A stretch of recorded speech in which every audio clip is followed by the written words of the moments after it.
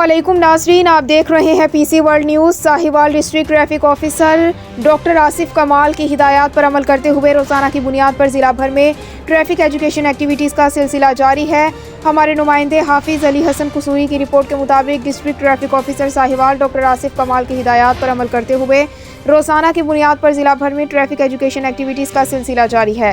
Traffic education wing Sahiwal senior traffic assistant Akbar Ali और traffic assistant Mohammad Shakeel ने Rajput travels अड्डा पर लेक्चर देते हुए कहा कि धुंध और स्मोक के दौरान इंतहाई एहतियात से ड्राइविंग की जाए, अगली गाड़ी से मुनासिब फासला रखें और ड्राइविंग से कबल बैक लाइट्स, लोबियम और फोग लाइट्स को ज़रूर चेक कर लें। उन्होंने पब्लिक ट्रांसपोर्ट बिलखुसूस बस, हाईएस्ट वैन और दीगर गाड़ियों को रोककर फोग लाइट्स, हीटर, वाइपर और इंडिकेटर्स का मुआयना किया। उन्होंने ड्राइवर हजरात को मौसमी सूरत हाल के मुताबिक ड्राइविंग की तलकीन करते हुए कहा कि दौरान ड्राइविंग बार बार ओवरटेकिंग से गुरेज करें और शदीद धुंध की सूरत में काफिले की शक्ल में सफ़र किया जाए।